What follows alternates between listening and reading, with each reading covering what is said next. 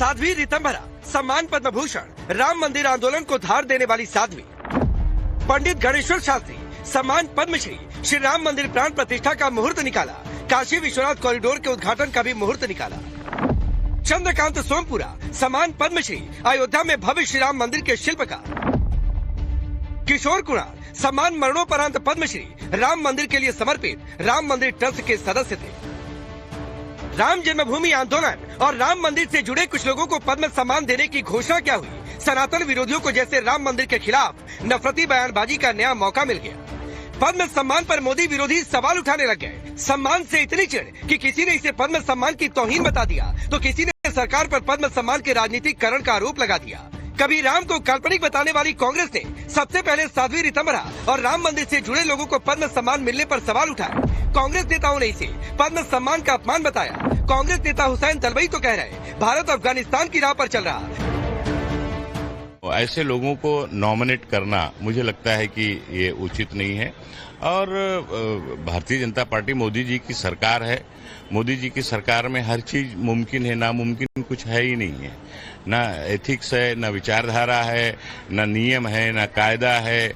हम बोले सो कायदा, उस तरह की ये सरकार चल रही है। तो उनके इस फैसले पे कोई बहुत बड़ा आश्चर्य करने की आवश्यकता नहीं है। उनको जो सम्मान दिया गया है, उन्होंने इस देश के लिए ऐसा क्या किया है? जिनके ऊपर चार्जशीट फाइल हुई है, ऐसे लोगों को अगर इतने बड़े सम्मान से सम्मानित किया जाता है तो उस सम्मान का ही अपमान है। सारा उद्देश्य ही वही है। उनके ऐसे सारे मस्जिदों के नीचे मंदिर है क्या देखने जा रहे हैं? अरे ऐसा है कि इस देश के लोगों, अबे ये देश बना, ये ताजमहल का नाम भी बदलने का सोच रहे हैं। इस तरह का करना बिल्कुल गलत बात है। एक तरह से गलत, हम पूरे दुनिया को एक गलत ये दिखाए। हम ये भारत, ये हमारा देश है, ये अफगानिस्तान की चाल पे चल रहा है। क्या चला है?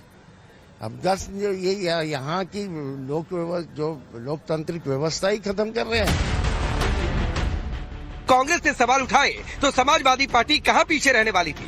बात बात पर सनातन और राम मंदिर पर विवादित बयानबाजी करने वाली समाजवादी पार्टी ने सरकार पर पद्म सम्मान के राजनीतिकरण करने का आरोप लगा दिया, तो नेशनल कॉन्फ्रेंस ने इसे पद्म अवार्ड की तौहीन बता दिया।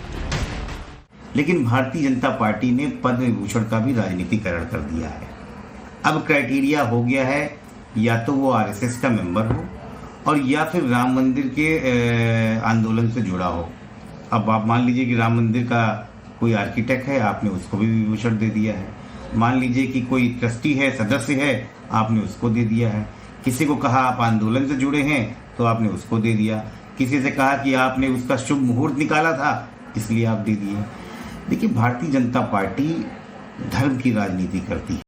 कोई एक्स्ट्राऑर्डिनरी काम करेंगे मुल्क के लिए, स्कॉलर हूँ, क्या नाम है, देश के लिए कोई और काम किया हो, सोशल वर्क करने वाले हों, उनको इससे नवाजा जाता था। लेकिन बदकिस्मती यह है कि अब धर्म के नाम पे अवार्ड हो गया है। जो इसमें जो 6-7 लोग हैं जिन्होंने राम मंदिर के मामले में रोल अदा किया, पटिशनर भी हैं, उसमें एक साध्वी जी भी हैं। अब लगता है कि ये अवार्ड मंदिरों के पुजारियों को भी दिए जाएंगे और कहीं कहीं इनको लगे तो वहाँ से पकड़ के लाएंगे उनको। तो ये अवार्ड की जो है ये तौहीन है। समाजवादी पार्टी पद्म सम्मान को लेकर सवाल उठा रही है, लेकिन महाकुंभ पर सवाल उठाने वाले अखिलेश यादव आखिरकार आज महाकुंभ में पहुंच गए। अखिलेश यादव ने संगम पर डुबकी लगाई। महाकुंभ में डुबकी पर उठे सवाल के बाद अखिलेश संगम का दबाव नहीं सह पाए, दौड़े दौड़े प्रयागराज आए। अखिलेश ने डुबकी लगाई, लगता है माँ गंगा ने उन्हें बुला ही लिया। महाकुंभ के आयोजन में ये पौराणिक है कि बिना बुलाए और अपने आप सब लोग आते हैं। अपनी व्यक्तिगत आस्था है उनकी सबकी। आज हमें भी मौका मिला है। मैं आज महाकुंभ में स्नान कर करके जा रहा हूं। मैंने 11 डुबकी लगाई हैं। विकल्प यही है कि सौहार्द बना रहे, सद्भावना बनी रहे, सहनशीलता हो, और जो भी स्नान हो सहनशीलता के साथ स्नान होना चाहिए। ये सरकार के लोगों को कोई स्पोर्ट्स इवेंट नहीं बनाना चाहिए। इंतजाम 10,000 करोड़ में और भी अच्छे हो सकते थे। दिल्ली वालों को भी अपना खजाना खोल देना चाहिए। लेकिन सवाल है कि आखिर रामलला ने उन्हें अभी तक क्यों नहीं बुलाया? क्या अखिलेश रामलला के दर्शन करने जाएंगे या फिर मिल्कीपुर उपचुनाव के लिए सियासी डुबकी लगा रहे हैं? इन सबके बीच विपक्ष को सनातन से इतनी चिढ़ हो गई है कि वो सनातन के खिलाफ आवाज बुलंद करने के लिए कोई मौका नहीं छोड़ना चाहते। बार बार महाकुंभ पर सवाल उठाने वाले विरोधियों ने एक बार फिर महाकुंभ पर विवादित बयान दिया। कांग्रेस नेता हुसैन दलवाई भ्रम फैला रहे और कह रहे कि गंगा स्नान करने से बीमारियां फैल जाएंगी।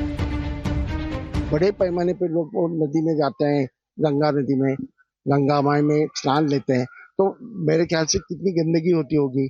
इसकी वजह से यहाँ बड़े पैमाने पे तो बीमारियां फैल जाएंगी। हज के लिए एक दफा गया था, 2 दफा मैं इसके लिए भी गया था। मेरे ख्याल से वहाँ जिस तरह से इंतजाम होता है ना, वैसा यहाँ भी इंतजाम करिए ना। अब सवाल है, क्या विपक्ष को सनातन राम मंदिर से इतनी चिढ़ हो गई है तभी पद्म सम्मान और संगम स्नान पर सवाल उठाए जा रहे हैं? सवाल ये भी है कि आखिर कब तक विपक्ष वोट बैंक की राजनीति के लिए सनातन और सनातनी आस्था पर प्रहार करेगा?